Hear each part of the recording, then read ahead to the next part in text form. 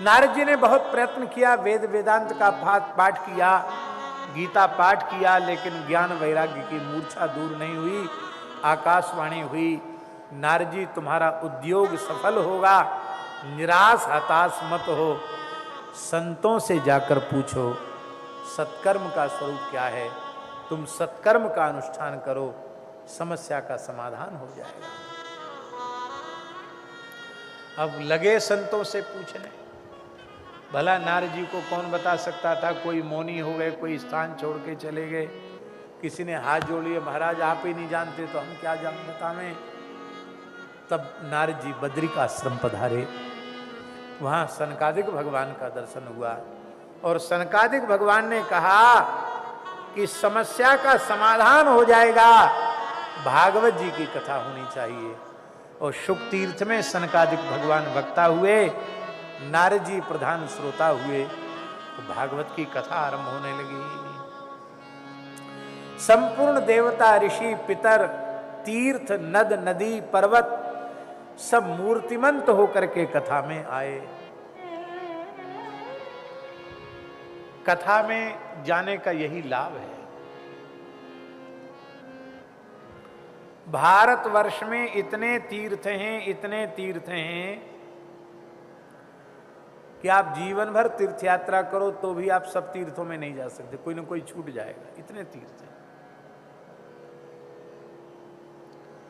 यहीं से बगल में एक तीर्थ है इंदौर के पास में ही, उस तीर्थ का नाम है जाना पाव।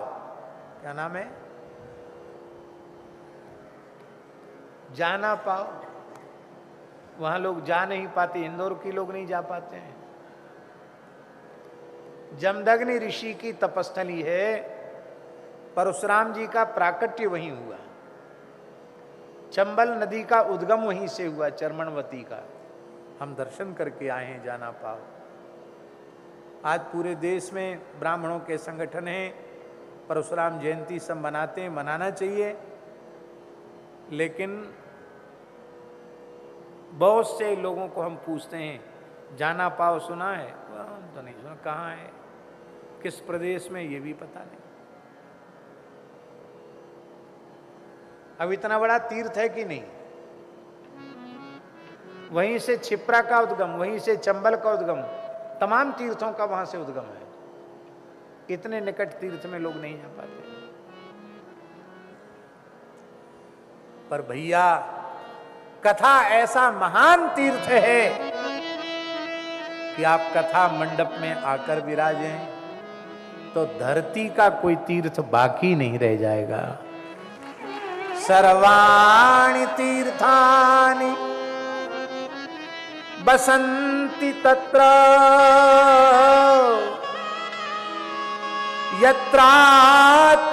यत्राच्युतोदार कथा प्रसंगा।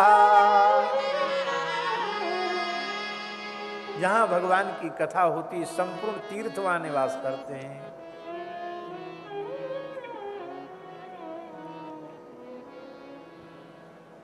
हरि हरि हरि हरि सुमिरन करो, हरि हरि हरि हरि सुमिरन करो,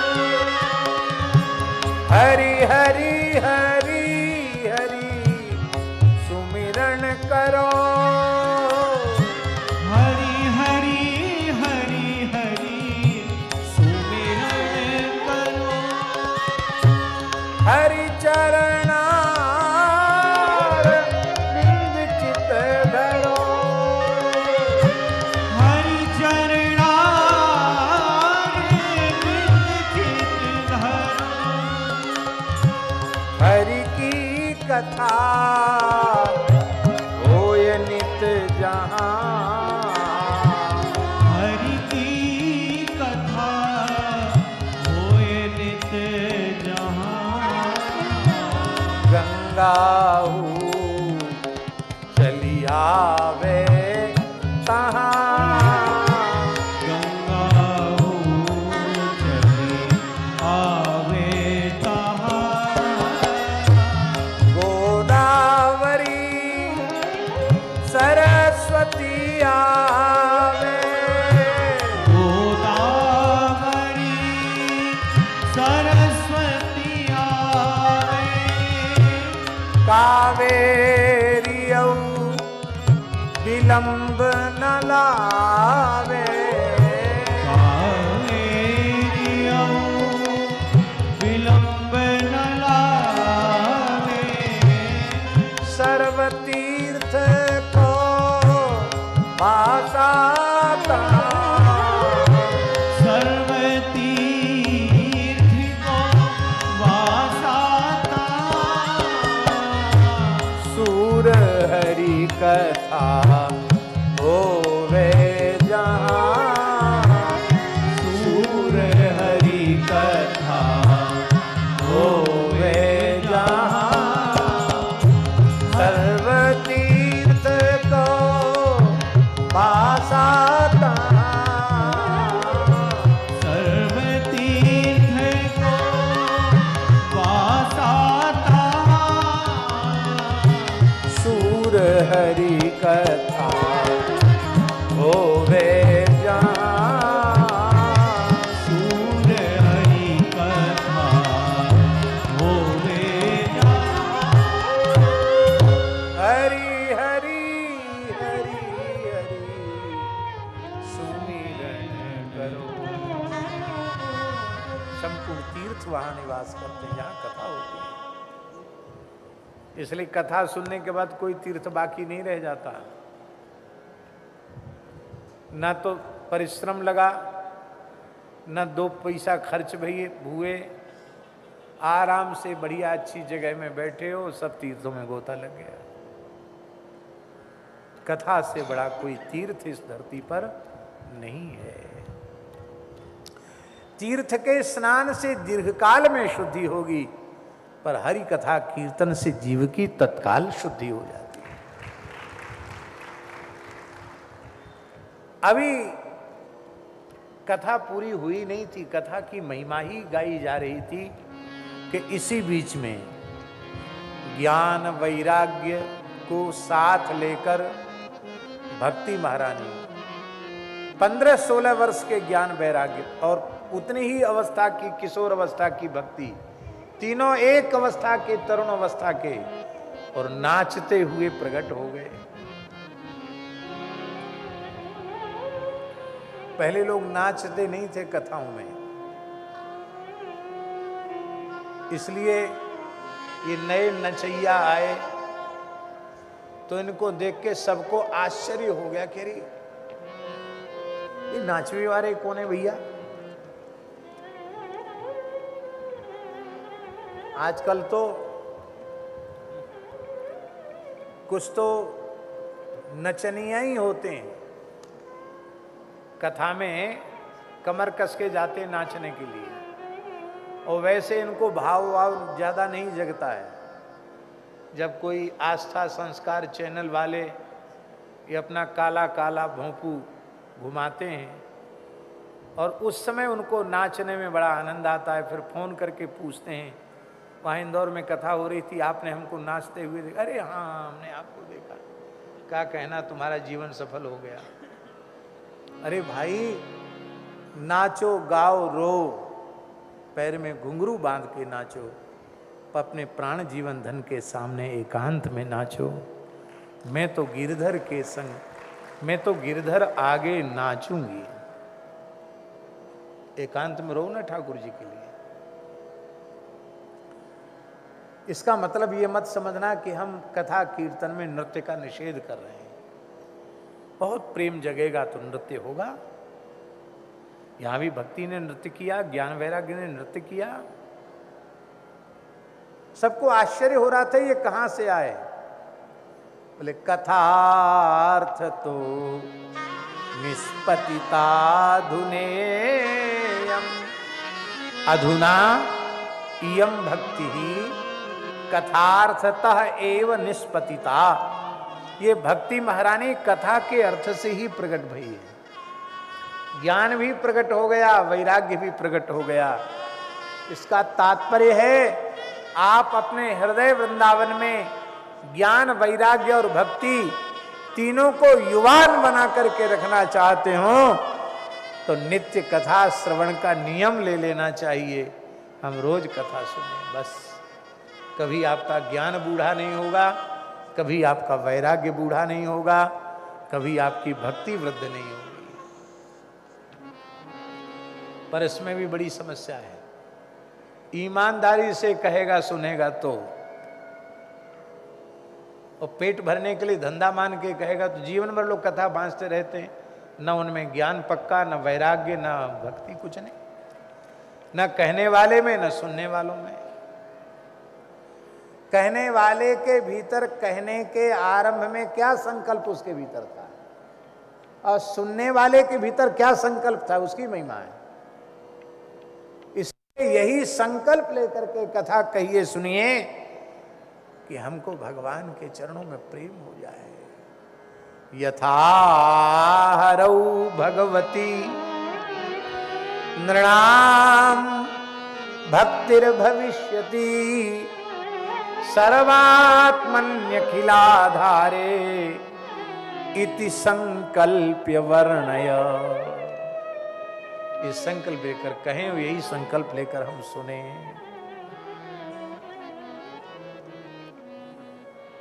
एक ही भाव लेकर कहिए, सुनिए। शरीर संसार से वैराग्य हो, भगवान के चरणों में प्रेम हो।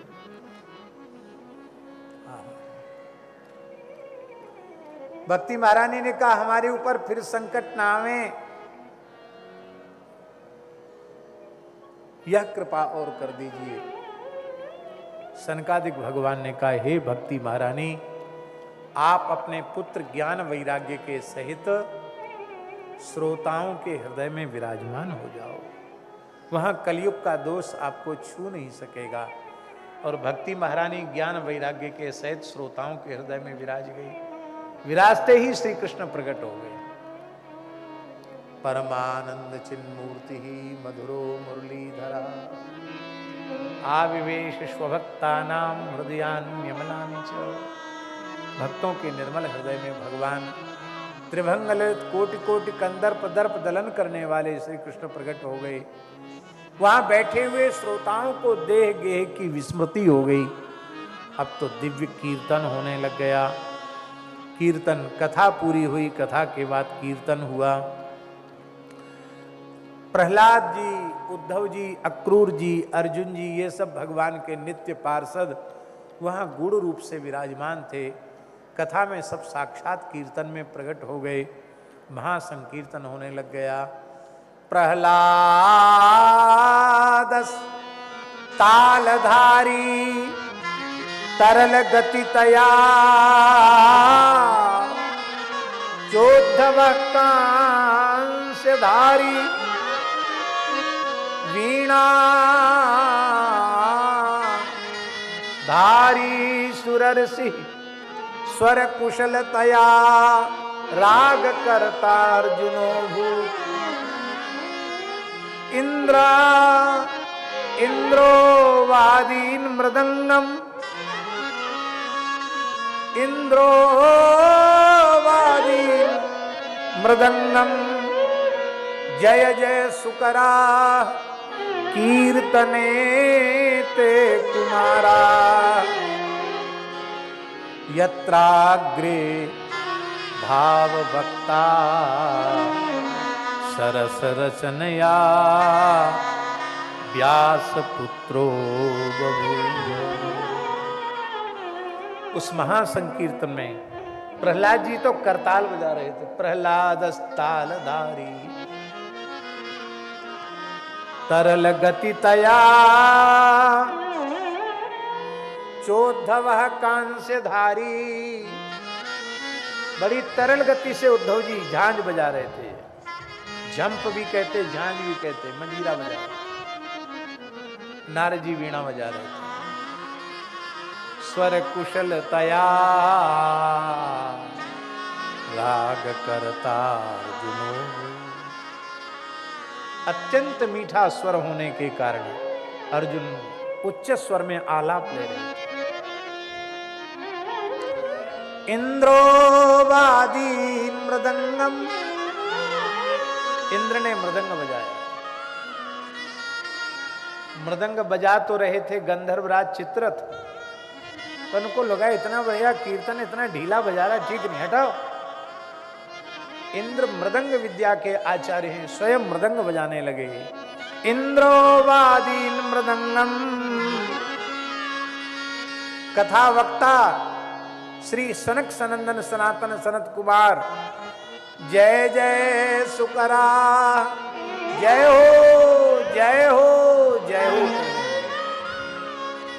और उस कथा में सुखदेव जी भी प्रकट हो गए। यत्राग्रे भाववक्ता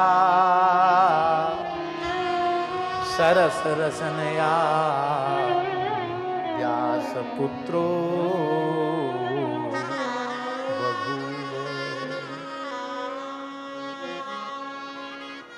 श्री सुखदेव जी महाराज नाच नाच करके कथा के भावों को, भगवान की लीलाओं के भावों को प्रकट कर रहे थे।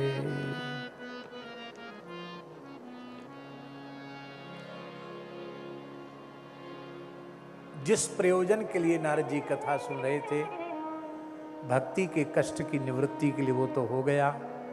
ज्ञान वैराग्य की जर्जरता दूर हो गई। लेकिन नारद जी ने एक बात पूछी सनकादिकों से कि भगवान, किसी पापी मनुष्य का भी उद्धार कथा सुनने से हो जाता है क्या? अरे बोले महाराज, जीते जी नहीं, भयंकर प्रेत बन जाए कोई महापापी व्यक्ति मरने के बाद, और प्रेत योनि में रहकर भी कथा सुन ले तो मुक्त हो जाएगा। इसका यह अर्थ मत लगा लेना कि प्रेत बन के ही कथा सुनेंगे। भूत प्रेत बनते वही हैं जो कथा नहीं सुनते हैं, और प्रेत तो बन गए। और गोकर्ण जी जैसे कोई महात्मा कथा सुनाने नहीं आए तो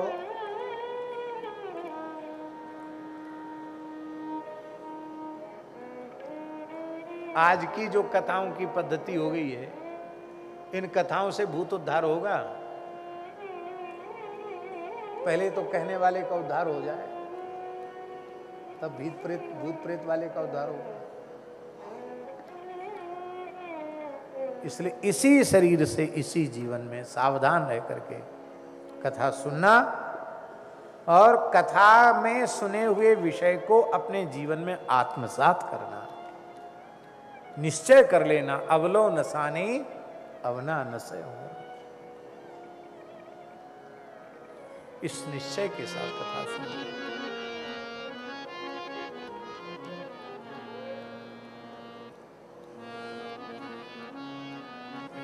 बोलो भक्तवत्सल भगवान की जय। तुंगभद्रा नदी के तट पर एक नगर था, उसमें एक आत्मदेव नाम के ब्राह्मण रहते थे।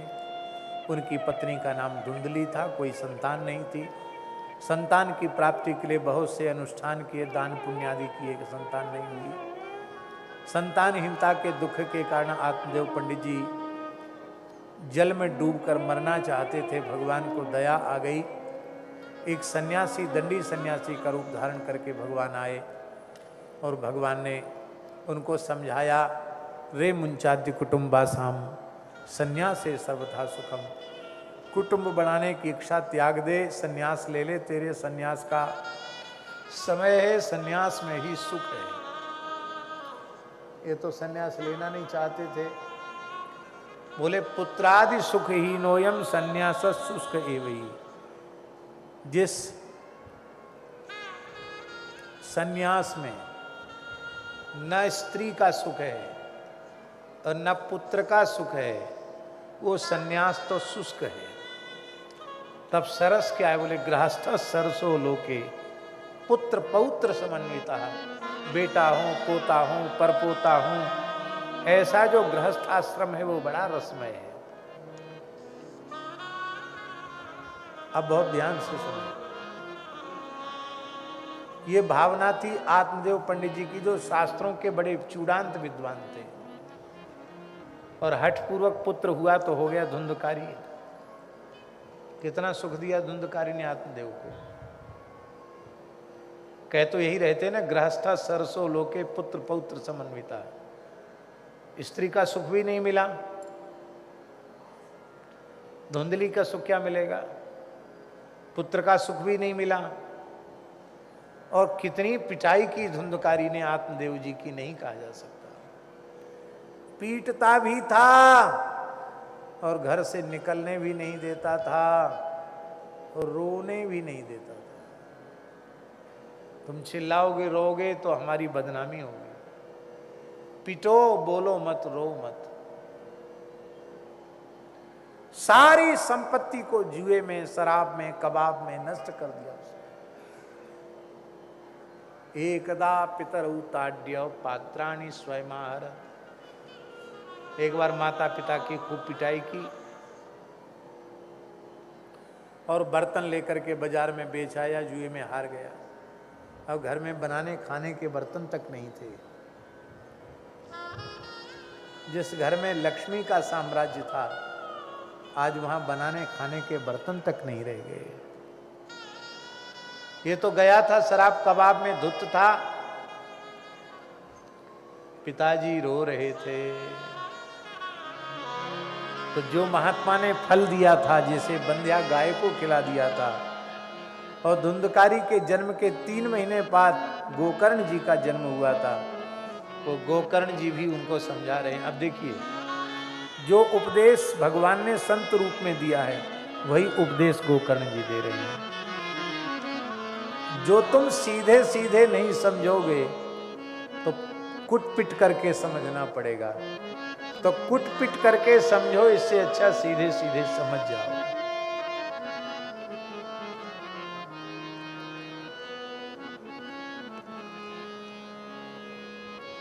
आपने नाम सुना है छत्रपति शिवाजी महाराज के गुरुदेव स्वामी श्री समर्थ रामदास जी महाराज।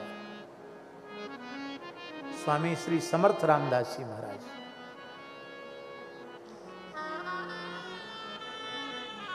उन जमानों में बचपन में विवाह हो जाता था। 15-16 वर्ष के थे, विवाह मंडप में बैठे थे और परंपरा तो पुरोहित ने कहा, बर मंगल सावधान। बोलते हैं कि नहीं? बर मंगल सावधान। एक बार सावधान बोला, दूसरी बार सावधान बोला, आप घबरा गए। बोले अभी तो ब्याह हुआ ही नहीं, मंडप के नीचे आए हैं खाली, अभी से सावधान सावधान किया जा रहा है। और सावधानी हटी कि दुर्घटना घटी। बस तीसरी बार सावधान बोला जैसे ही पुरोहित ने, बर मंगल सावधान, एक ओंकार की मंडप से उछल के भाग गए। अंधेरा था, को खोजना मुश्किल हो गया, भीमा नदी में कूद गए। बहुत खोजने पर भी मिले नहीं। और फिर वहां जाकर एक गुफा में, कंदरा में 12 वर्ष तक केवल विजय मंत्र का जप किया। श्री राम जय राम, जय जय राम, श्री राम जय राम, जय जय राम, श्री राम जय राम, जय जय राम, श्री राम जय राम, जय जय राम। अपनी माता के अकेले पुत्र थे, घर में कोई था ही नहीं। मां अपने बेटे के वियोग में, विवाह के समय बेटा कहां चला गया, मंडप से गायब हो गया।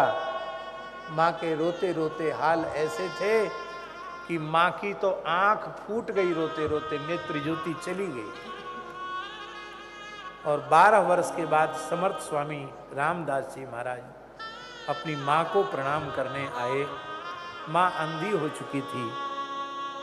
आपने अपनी उंगलियों से मां के नेत्रों का स्पर्श किया, माता के नई नेत्र ज्योति आ गई। कहा, मां मैं तुम्हारा पुत्र, तुमको बहुत कष्ट दिया, पर मैं तुमको प्रणाम करने आया हूं। मां ने अपनी गोद से धकेल दिया। बोले मैं तो सोचती थी तू भक्त बन के आएगा, पर तू तो जादूगर बन के आ गया। चमत्कार दिखाता है। भजन का प्रयोग चमत्कारों में कर रहा है। तब से समर्थ स्वामी जी ने निश्चय कर दिया, ऐसी उनकी मां थी।